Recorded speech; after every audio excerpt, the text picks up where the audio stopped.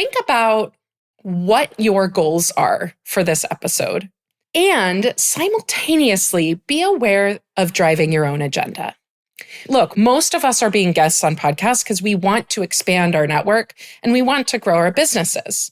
But it's really clear when your agenda is more important than the host or their audience, right? You might be like, oh, I really want to pitch my thing, or I want to sell my whatever. So every time the host asks you a question, you kind of derail it into another place. Now you can sculpt this intelligently. There are plenty of opportunities to watch good versions of this and terrible versions of this if you choose to suffer through any political debates.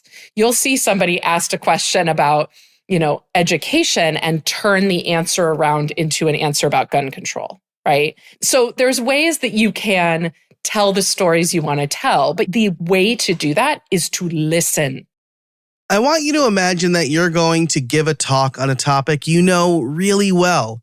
You spend time on the presentation, rehearse it 100 times, dial in the slides, and you are feeling great. You get to the conference, deliver the talk, and you think you nailed it. But when you ask for questions, one person raises her hand and says, Nous, parlons anglais. That's right. You just delivered your talk in English, and the entire audience speaks French. You made an assumption that you knew the audience, and the conference host made that same assumption. Now, the effects or the embarrassment may not be as strong if you guest on a podcast and don't know the audience, but that can cut against your credibility and potentially waste your time and the audience's time.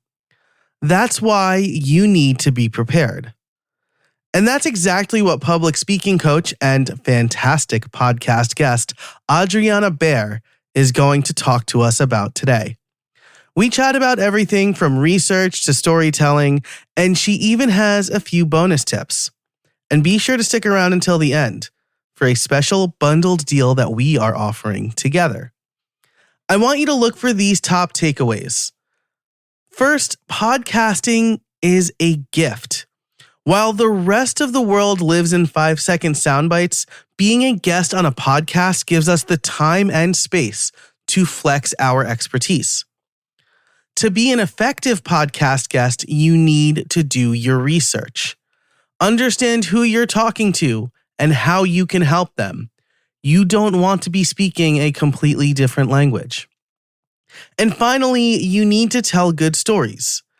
You do that by having some prepared, but also by actively listening to your host, hearing what they're saying, and relating stories that drive your point home. Be sure to stick around for the pro show because Adriana and I are going to talk about how we prepare for a podcast both as guests and as hosts. If you want to listen to that conversation ad-free, you can become a member over at howibuilt.it/join. Or if you're listening in the Apple Podcasts app, you can just click that subscribe button and get access to the entire back catalog. Again, that's ad-free and extended. I know you're going to love this conversation because you loved Tom Schwab's conversation from a few weeks ago. And so without further ado, let's get to the intro and then the interview. Hey everybody, and welcome to How I Built It, the podcast that helps busy solopreneurs and creators grow their business without spending too much time on it. I'm your host, Joe Casabona, and each week I bring you interviews and case studies on how to build a better business through smarter processes, time management, and effective content creation. It's like getting free coaching calls from successful solopreneurs. By the end of each episode, you'll have 1 to 3 takeaways you can implement today to stop spending time in your business and more time on your business or with your friends, your family, reading, or however you choose to spend your free time. All right, I am here with Adriana Baer. She's a public speaking coach. I'm really excited to talk about our topic today, which is how to be a good podcast guest because, I mean, I want good podcast guests and I want to help more people be better at podcasting in general. So, Adriana, how are you today? I'm great. How are you? I am fantastic. Thanks so much for coming on the show. My pleasure. You, like every great public speaking coach I know, I've met at Craft and Commerce, which is it's you That's and Mike right. Pacquione, both guests on this show now. Sorry if any of my friends are podcast or are public speaking coaches, and I just excluded you. But I want to really dive right into this because I think this is a really meaty topic. So I'm going to start from this position. Why do I even want to be a podcast guest? Like, what's the benefit for me? I think these days that podcast guesting is such a gift to all of us as creators and entrepreneurs and business owners and leaders, primarily because the rest of our world is functioning in 5-second sound bites. So what's awesome about being a podcast guest is it's long form. So you actually get to get into some meat of what you do and your beliefs and who you are and your authentic voice. And it's so hard to let people into your brain with an Instagram reel or a X tweet. What do we call them now? Zeets. Zeet? Pop No. some Zeets. I'm sorry, I'm going to edit that out. I think they're just called posts now. Boring old posts. Okay. Yeah. Well, boring old posts that are, 246 characters or whatever. It's very, very hard to get people's attention on a larger message. And so I think that being a podcast guest, as a guest, it's kind of a relief because I feel like I can be more true, be more myself, share more with the audience than I ever can, even in an email or a newsletter, because you get to hear my voice and get to know actually more about me. And usually podcast guesting opportunities are conversations. So it's more interesting. I love that point about the world functioning in 5-second sound bites. I spoke to the king of clarity, Steve Woodruff, a few weeks ago, and he talked about the same thing, right? Like, we live in a world where everyone is competing for our attention, and it's not just like our social media versus other people's social media. It's like our social media versus their social media and Netflix and video games, right? Yeah. And it's really hard to communicate a good message in that short amount of time. But when you have the breadth of a podcast, right, you can really dive in. I think I would challenge anybody who says like our attention spans are getting shorter. Somebody recently said that to me, and I'm like, people are willing to consume long content if it's good content. Yeah, absolutely. I mean, how many shows have you binged recently? And you'll watch a lot of that content back to back, a couple hours at a time, because you're leaning in and you're compelled. Yes. I think that when we have to make content that's so short as creators as well and as business owners, it's really exhausting. Because we feel like we have to continue to feed the beast and feed those algorithms, and we've got to generate content every single day, sometimes multiple times a day, depending on what platforms you're on. And it's hard to feel like you're really sharing with people what you're passionate about and what you're good at in that short amount of time. Yeah, I mean, it's impossible to really showcase your expertise in, let's say, 30 seconds, right? Like, you are speaking fast and rushing and skipping crucial details because you got to get it in that amount of time. Yeah. And I was talking to my friend Kat Mulvihill about this because she was saying how, I mean, I hope it's okay that I share this, but this is a common problem for a lot of people. They want to write longer form, but they're posting on social more often, right? It was a problem I had too. And I don't know if did you see Jay Klaus's talk at Craft and Commerce about the sawdust? That really resonated with me because I was like, yeah, I write a lot of words. My friends make fun of me for saying that because it's like a weird thing to say, but I do. I write like 3,000 words a day. And I was like so worried about like, where's my next LinkedIn post going to come from? But like, if I have these really long form blog posts, I can turn that into the short form content. So I'm demonstrating my expertise and I'm getting that social content without, like you said, feeding the beast. Did you say that? Did I just make that up? Okay, cool. I did say that. No, I did say that. I also think that getting in front of other people's audiences is really important when you're building your business. And so much of, again, this kind of soundbite world, we're a little bit in an echo chamber with just whoever we're connected with on these various platforms or whoever is in our email cycle.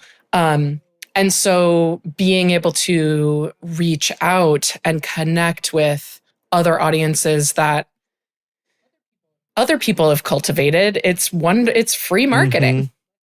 Let's be honest. And we all need a little bit of that when we're building our businesses. Yeah. So amen to that. I'm so happy you made that point. It's something I tell people all the time, right? Like people will ask me, my students, my coaching clients, like, how do I grow my podcast? And I always say, like, do podcast swaps or do guest swaps for that reason, right? Like, there's a reason that headline bands have openers, right? And there's a reason that TV shows will do crossover episodes, right? Because they're borrowing that, like, lookalike audiences. And so podcasting should be the same way, right? And so you want to make sure that you're kind of promoting yourself in the way you want to promote yourself. And we'll talk about that later. But if you're getting in front of the right people and the right audiences like that, it can really grow your audience. Right. So I'll tell like an anecdotal story, I guess, because I was on Ask Pat 2.0, Pat Flynn's, I guess now retired, like live coaching call podcast.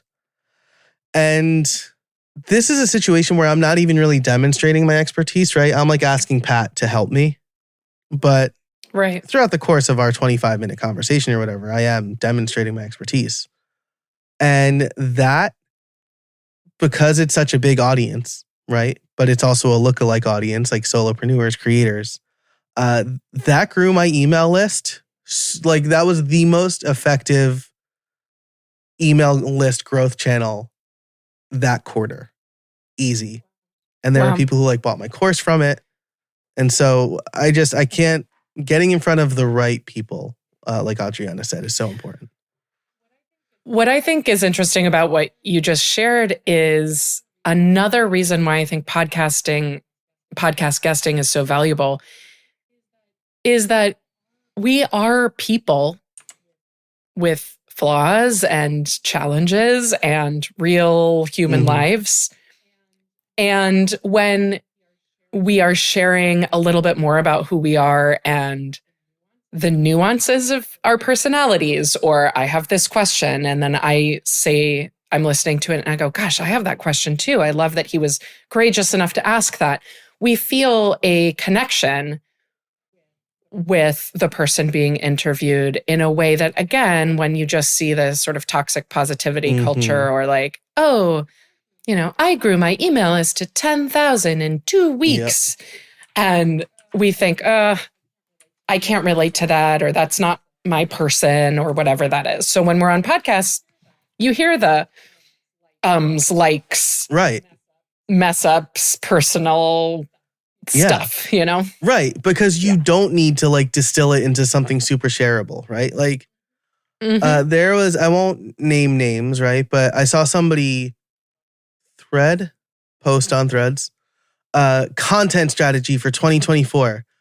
3x posts per day, 1x thread per week, 3 thread posts per day, 1 thread carousel per week, 1 LinkedIn post per day, 1 LinkedIn carousel per week, 3 Pinterest pins per day, 5 Instagram posts per week. Why? Like, why? Well, not just why, but then my question is, And when are you doing your actual job? Right. Because that's before you get the client. Then you've got the client. Right. And now you actually have to do your work. But that's 30 hours of your life right there. Yeah, exactly. And I'm just like, he's calling this, or she is calling this a content strategy, this person. And I wrote, what's the benefit of this strategy? I was feeling very combative on Threads this weekend.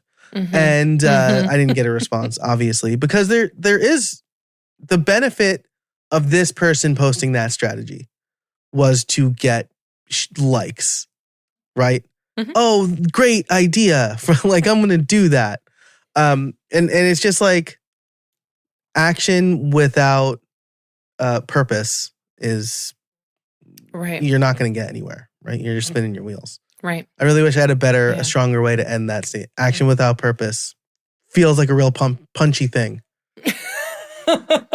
I think action without purpose, period, is right. Action without purpose. So, and I like the way you put it too, like toxic positivity, right? That felt very like all you need to do to grow your audience in 2024 is post every hour. Feed Mark Zuckerberg's feed the beasts. Yeah, pockets. Exactly. Line his pockets with your content. I mean, he does need to fix his torn ACL now, right? Like I don't know if you saw that. I didn't. And there's a reason for that. I tried just to avoid. MMA fighting, tore his ACL. Which is not to say that I don't have Facebook, LinkedIn, Instagram, all those things. I do. Yeah. I just also have podcasts. Let's take a quick break for our sponsors, and then we'll get back. And I'm going to ask Adriana why we need to prepare to be a guest at all. So we'll see what she says. Hey there, I want to tell you about Sensei. Sensei is the original solution for creating and selling online courses with WordPress, and it's back and better than ever. As a course creator with Sensei, you get complete ownership over your content and the freedom to customize as much as you need. Sensei has vastly improved the course creation experience, adding a customizable distraction-free mode, video and lesson progression, powerful reporting, and a full set of interactive content blocks. And those blocks, like flashcards, image hotspots, and interactive videos, can be added to any page or post, not just the courses. The goal of Sensei is to make it effortless for course creators to develop personalized instruction for learners. And while Sensei is free to start, you can save 20% on Sensei Pro, allowing you to charge for courses, drip out content, manage groups and cohorts, and leverage new AI tools. Just go to howibuilt.it/sensei to have the discount automatically applied. That's howibuilt.it/SENSEI. Hey there. One of my goals in life is to help busy solopreneurs and creators like yourself win back your time and spend less time in your business. It took 3 kids and a global pandemic for me to understand the power of using my time wisely. And I want to make sure that you don't need to go through the same thing I went through. That's why I want to tell you about my membership. If you want more insights into how creators build their businesses, more automation tutorials and templates, and even more great content, you should become a member. You'll get ad-free extended versions of this podcast, access to my automations library, my Friday members-only newsletter called The Automated Solopreneur, live stream archives, and more.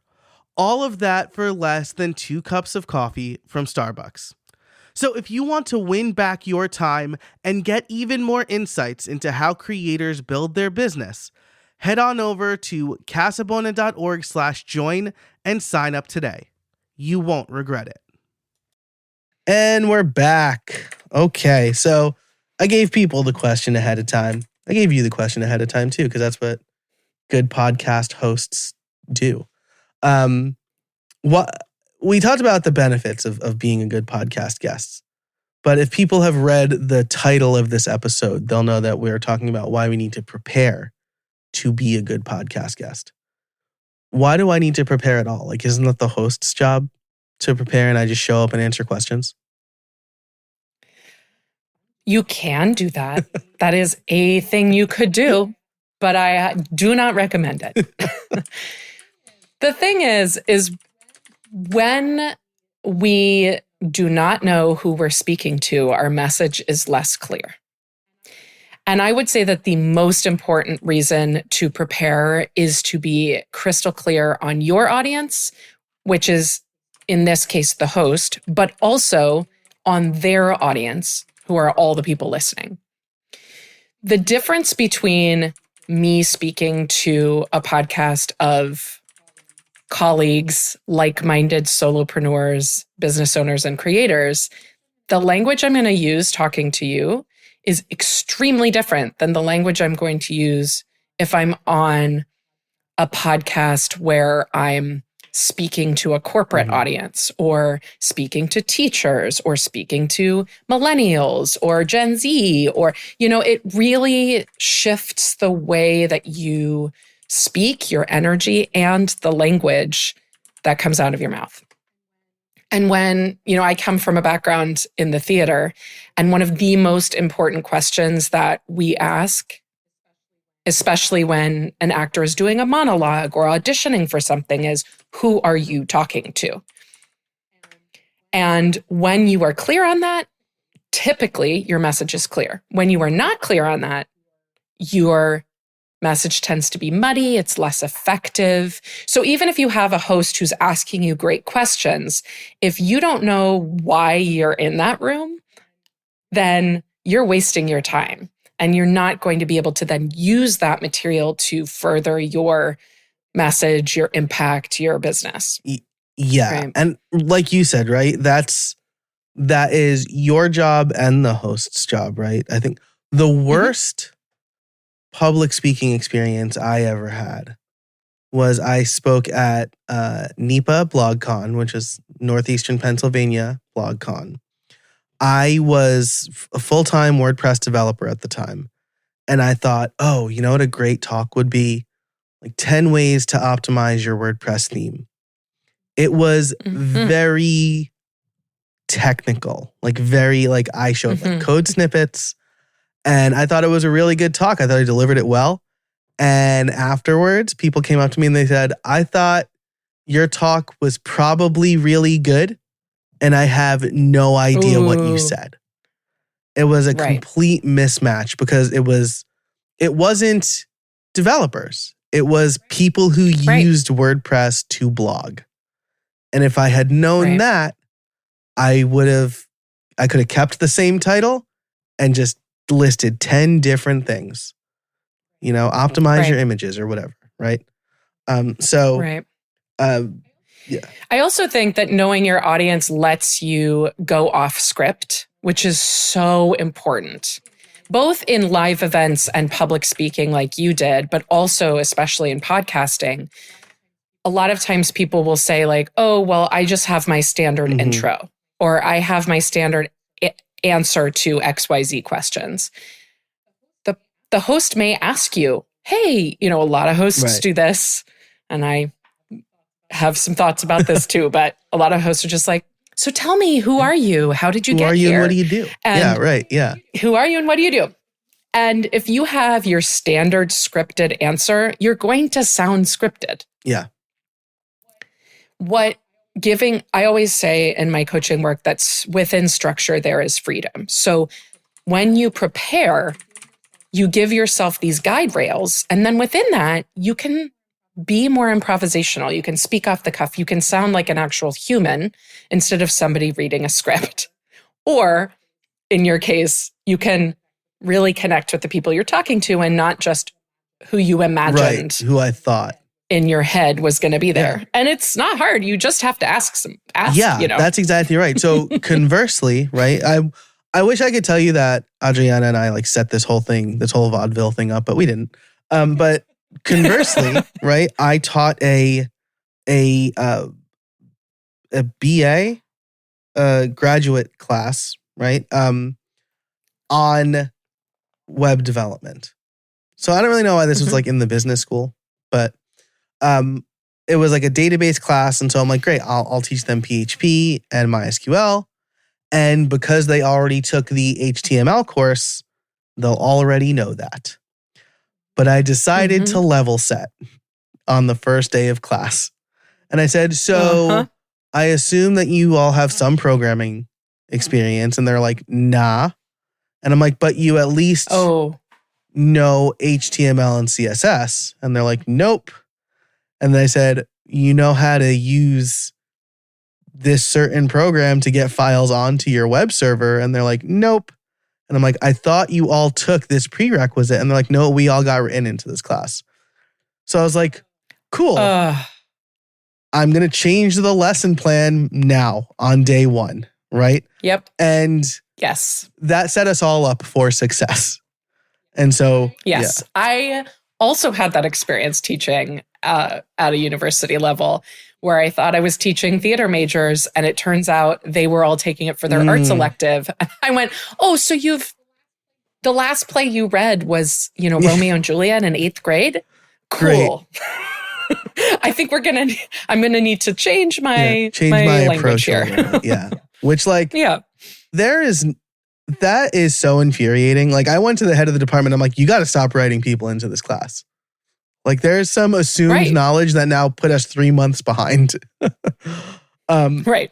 And like, I was in drama club from like 2nd grade through senior year of high school. I did try, I did, right? Right. Like, I don't know if anybody could tell this about me. I did try out for the play my freshman year of college, and they were like, you were really good, but we have a lot of seniors this year, so just like try out again next year. But then I became president of the computer science club because I'm so cool. But I was interested in theater, but I also took a theater class to like fulfill my like creative arts elective or whatever. Yeah. And I could just tell like the teacher wanted to die inside. Like, he's just like, none of these people care about this like I care about it. And I'm like, I'm sorry. Except for you. I was into it. I liked it. So yeah. I just like, that's tough, right? Like, required electives. Yeah.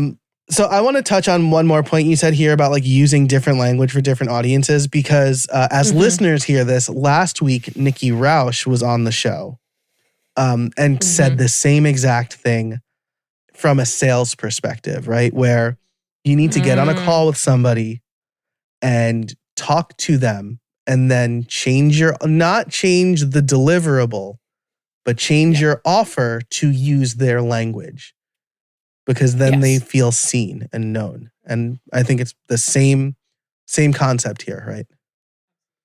Absolutely. I love that. Now, in the pre-show, you mentioned a thing that really resonated with me, because something that I tell anybody who will listen, if they want to be an effective guest, they need to have some stories ready, right? They shouldn't be just like spouting off facts, right? So I had a couple of stories that I just told here. Usually when people ask me like, hey, who are you and what do you do? I don't just say like, well, I'm a podcast automations coach. I say, it was the middle of the pandemic. My wife's a nurse. Right. I have 3 children, right? Like, now people are like, where is he going with this?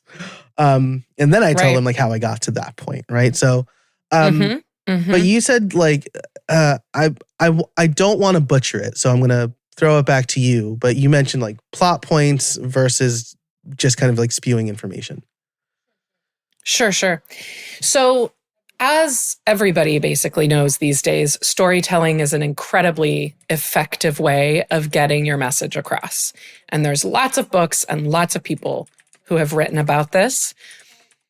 But I studied dramatic literature and theater for 20 plus years. And so one of the things that I like to talk about, and it gets a little nerdy, so come along with me in my nerd land, is storytelling structure. Because there's a big difference in telling a series of plot points and bringing an audience along with you on a journey. And there's a researcher named Dr. Paul Zaks who actually talks about this quite a bit. And what he and his research team found out was if somebody is telling a story with a dramatic arc, and I'll explain what that is in a second, the listener of this story has an oxytocin response. So literally hormones in our bodies release, and oxytocin is the hormone that makes us feel connected. Yeah. Right? So we know this without Dr. Zach's research. We know what it feels like to be listening to a story or leaning into a play or a podcast, a radio episode, everything, right? This is what kids want before bedtime. We feel connected to the storyteller, but not if they just list, well, first I was here and then it was here and then it was here, right? So what I like to talk about as a basic storytelling structure, and you can just take this and kind of plug and play a little bit, is it's really just a 5-point structure. And really, there's only one thing that's the most important thing. So your 5-point storytelling structure is this. First, I was here. Then something happened that sent me on a journey. Then there was a turning point. Then I assimilated that journey, and now I am here. Right? So 5 points. I was here. Then something happened. There was a turning point. Then some more stuff happened, and now I'm over here. Yeah. Right? And that turning point piece is often, that first piece is often that conflict. So for you, I was going along, living the dream. I was being a person in the world, and then COVID. Right. So that's your inciting incident. That's the thing that kicked it all off. And I struggled and I built and I struggled and I built. And then finally I realized, oh my gosh, I've replaced my income. So then I did some finessing, and now I live in the world in which this is my full-time life, right? The alternative of that is like, I used to be a web developer. Then I started coaching people, and now I coach people. Yeah. Right. No one cares. No one cares. But when you talk about, these kind of moments of change, and especially that turning point, that's super, super important. That's what gets people leaning in. Yeah. Yeah. Right. This sounds very similar to the Trey Parker and Matt Stone, the but and therefore rule. I don't know if you've heard this, right? But they basically say, if you can have a bunch of story beats and put and then in between, you're screwed, because that's boring, right? It's like this happened and then this happened and then this happened. But if in between each story beat, you could put the words but or therefore, right? Now you're building momentum and tension. Because like there's a reason for the things happening, and it's not just like, oh, well, I need the character to be here now. So he's just going to be here. Right. And I really love that. That's something that's really, I'll link to that in the show notes. You can find all of the show notes over at howibuilt.it/343. And by the way, in the pro show, we're about to get to our big act 3, which is how do we prepare to be a good guest. Adriana and I are going to talk about how we prepare for a podcast, both as guests and as hosts. So if you're interested, you can become a member of the pro show over at howibuilt.it/343. Or if you're listening in Apple Podcasts, you can just press that subscribe button and subscribe right in the app. Super easy, barely an inconvenience. So I love this, because what we're talking about here and why you need to prepare is you want to know your audience, and you want to have a good structure for what you're telling, a good story structure for what you're telling, because that's going to help you resonate more. It's going to give you a much more effective guest appearance, right? And honestly, let's all just say it like it is. There's millions of podcasts that I could be listening to. You've got to get me to listen and to stay listening within the first minute. That's generous. It's more like 10 to 15 seconds, right? So if the very first time I hear your voice, it's a laundry list of things you've done, accomplishments or whatever, and some other things which we can talk about, traps that happen with podcast guesting, then more often than not, that person's going to click off. And that not only makes you a less successful podcast guest for your goals, but it also doesn't help your host. Right.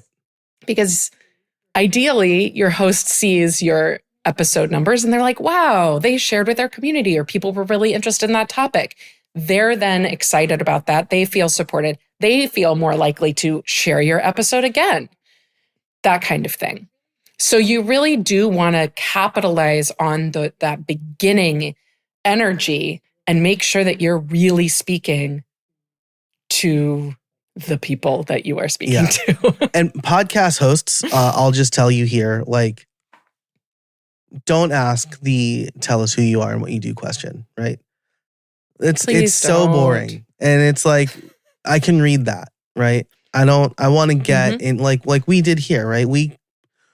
Tiny preamble, right? But the way the listeners are hearing it, they're going to hear Adriana's, you have heard, I should say, Adriana's voice first, right? Because I found some good clip from the cold open, for the cold open. Then you heard me tell you what you're going to learn and why you should listen, right? But I don't just say, well, you're going to learn this and this and this.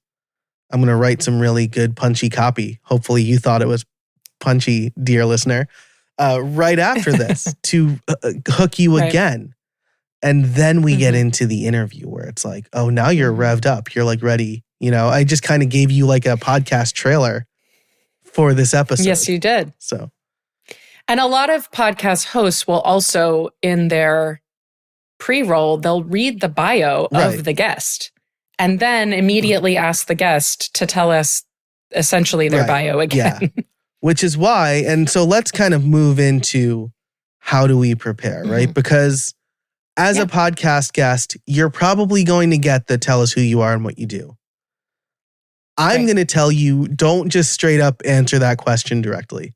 Kind of ignore that question and tell a story. But I do want to ask Adriana, I want to ask you what you think here. Yeah, I agree. So I think in terms of so there's multiple steps of how to be a good podcast guest and how to prepare, right? One of those things is content, and we've been talking about that a lot. So preparing a nice, tight introduction and knowing that you're probably going to do some kind of who are you, where were you? And guess what? The way to find that out is to listen to previous episodes because you will know right away, is this the style that the host does, right? So you want to prepare also by listening to past episodes, and we can talk about more of that in the pro show. Love it. So making sure that your introduction story is really interesting, tight, and relevant. And then, you want to think about what your goals are for this episode. And simultaneously be aware of driving your own agenda. Because I do think that one of the traps, a lot of time, look, most of us are being guests on podcasts because we want to expand our network and we want to grow our businesses. But it's really clear when your agenda is more important than the host or their audience, right? You might be like, oh, I really want to pitch my thing, or I want to sell my whatever. And so every time the host asks you a question, you kind of derail it into another place. Now, you can sculpt this intelligently. There are plenty of opportunities to watch good versions of this and terrible versions of this. If you choose to suffer through any political debates, you'll see somebody asked a question about, education and turn the answer around into an answer about gun control, right? So there's ways that you can tell the stories you want to tell, but the way to do that is to listen. You really have to listen and be present for the conversation. Because the host will give you the opportunity to talk about your stuff, or you'll do it organically. But that only comes up when you're really present and you're really listening. And you want to do your homework, as we've talked about before. Then there's the sort of external stuff, right? So we've got a lot of podcasts these days are recorded for video. And so you got to find that out in advance. And then you need a good setup. You need to make sure that your light is good, that your background makes sense, that it's not going to be distracting. There are really simple visual things you can do that don't cost very much money. You don't need a ring light. You can use, desk lamps from Target. Like, there are ways you can make your setup just a little bit more professional. And this is something I always find fascinating, that it's actually harder for our brains to understand language if we can't see people's faces. Now, if we're listening to a podcast, we're not trying to see people's faces. So the visual piece of the experience turns off and our brain focuses entirely on our ears. But when we're watching something and the person's dark, it's extremely frustrating and it makes it harder to understand. So there's all these different components as well, right? And then, of course, it's a podcast. It's an audio medium, so you need to sound good. Yeah. Right? And Joe, you give us so many resources. I mean, resources upon resources for good microphones, good headphones, all these things. You don't have to spend a ton of money, but if this is part of your business plan, if this is part of your marketing plan, then treating your podcast guest experiences professionally is going to go a long way. I've had guests on who were this was a shock, who were podcast guests themselves and didn't use a microphone for our interview and weren't wearing headphones even when I had told them they should in advance. And they were hosts. And it took 3 times as long to edit that episode. And that makes it really hard on the host, right? So you want to be thinking about not only how good you sound, but also what are you doing to make sure that you're invited back?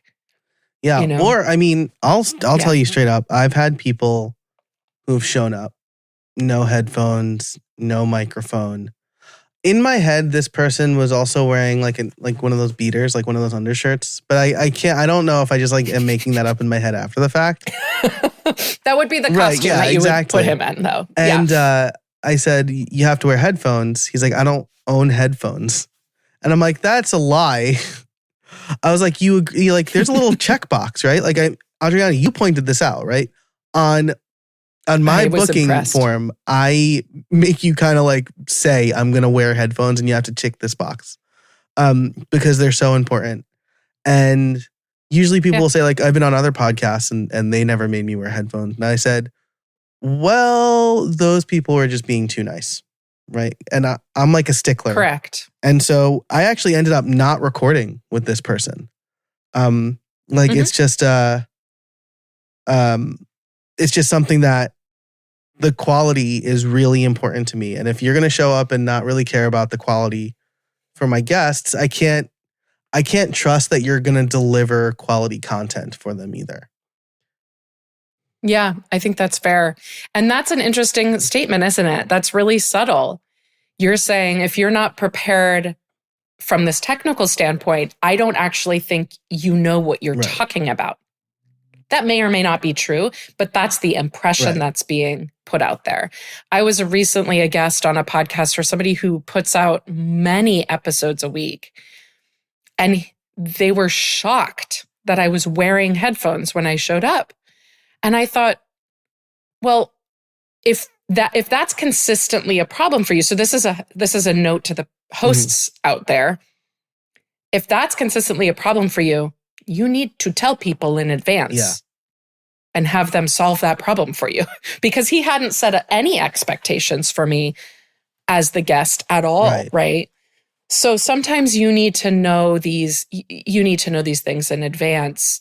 The other piece of the preparation puzzle that I think is very, very important and probably the least talked about is actually how to warm up your voice and how to warm up your body. Because often I think the number 4 trap. So if 1 is a bad introduction and 2 is driving your own agenda and 3 is forgetting to do your homework or show up professionally, then 4 is a lack of vocal energy. And that can kill a podcast interview, right? If you're too casual, too laid back, too far away from the mic, if you don't know how to use your voice to illustrate your point, if you have mumble mouth or, any number of tricky pieces of your articulation, then your interview will be less successful and people will be less likely to listen to it. And again, makes a lot more work for whoever's doing the editing or the mixing afterward as well, which is frustrating. So it doesn't take a lot of time actually to do a vocal warm-up or to do some breath work. And people always forget that their body is a part of their voice. So it's like, oh, I'm going to be sitting, and so I'll just whatever. But actually, our voice comes from the lower part of our abdomen is where we get our breath support. So you actually do need to be mindful of the whole container that you're working with. It's not just your content, it's also your body, your breath, your voice. Yeah, I love that. I actually, when I was kind of first started podcasting, I would stand to do my podcast interviews because I felt like it gave me more energy. Again, I mentioned Kat earlier in the show, but one of the things that she says that she's like a video presentation coach, I guess is maybe the best way to put it. Yeah. She said the camera steals your energy. And so you need to, it does. Right? You can feel like you're being really energetic, but you're not coming across as energetic because the camera. So I think that's so great. And I actually record a lot of online courses, and many of them I do standing, even in my own home office, because I agree. I feel like my energy is better. I feel more grounded. I'm probably more interesting to look at, and it's not just my face. Talking at you. You're switching it up and things like that. And then good microphone. There was a USC had a study by Norbert Schwartz is his name. He did a study that basically found if your audio quality was bad, the people listening to you trusted you less. Because when the listener is focusing more on trying to understand what you're saying, they're not really listening to you in a way that aids comprehension, right? If they can't understand what you're saying and all of their energy is going towards that, then you're not going to establish much authority with them because they're not focused on the right thing. Right. So I'll link to that study in the show notes as well, because that's a really interesting one. And I think it just shows that spend $50. Yeah, it doesn't have to be a huge amount of money. I've always said that if I were a podcast booker, if I was somebody who booked people on podcasts, I would just send them a $100 microphone. Here's this, here's how to use it. Fancy people podcasts do that. They send their guests the microphones that they want them recording on, and then they send them back. I've thought about doing that, but I mean, luckily my niche is solopreneurs and creators, so a lot of the people I'm interviewing already have better gear than what I'd be sending them. But yeah, for sure, if I was... I do this for another show, right? I interview local business owners who are probably just using AirPods.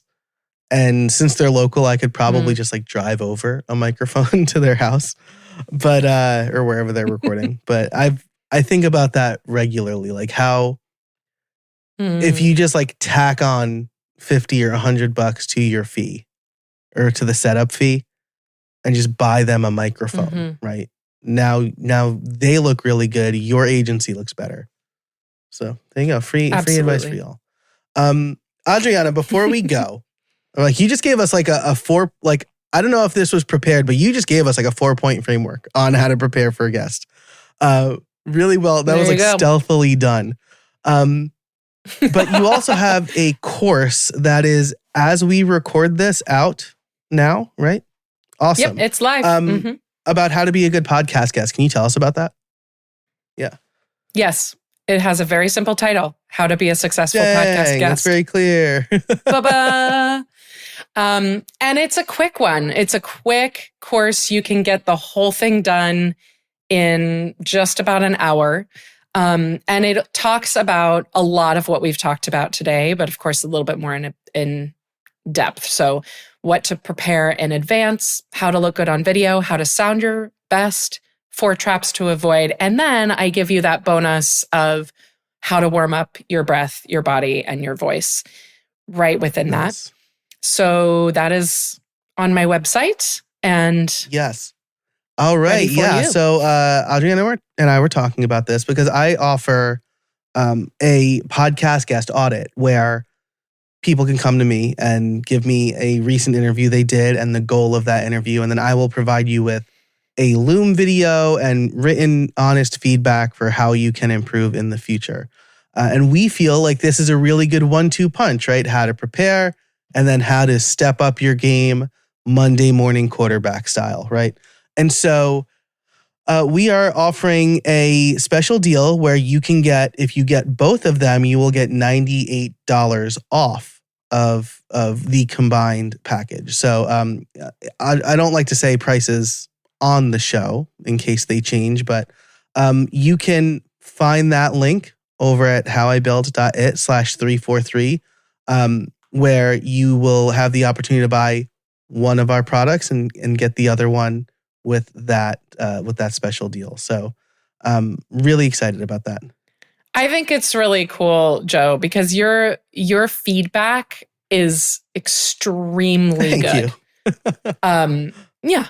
I've learned, and for those of you who haven't actually watched, Joe has some times where he's shared feedback he's done for other people, which I have watched and then learned a ton. So even the feedback I'm not paying for, I'm learning from. So yeah, I think it's really exciting. And I hope you all take advantage and likewise, of it. Because I mean, like what you got here from Adriana is just like a taste of what you're getting in the course. And Tom Schwab was on the show a few weeks ago too, right? Talking about how a good podcast interview, like a good podcast guest spot, is not just like a one and done thing. You can get like 40 pieces of or 30 pieces of content, something like that, from a good podcast interview. Yeah. So like, why wouldn't you spend a little bit of money, get really prepared and knock it out of the park? Yeah. Because, most people who show up for podcast interviews are not necessarily as prepared as they could be. So I think this is great. Right. Yeah. So, you can find a link for that special offer over at howibuilt.it/343. Really excited about that. Adriana, thanks so much for coming on the show. If people want to get in touch with you, where can they find you? The best way to do it is through my website, which is in the show notes, and it is adrianabaercreative.com. And that has all of the links to my courses, my one-on-one coaching, LinkedIn, Instagram, blog, newsletter, free resources. I've got a free hook on there for you about how to start your speeches without boring your audience. So there's a bunch of resources right there for you. Love that.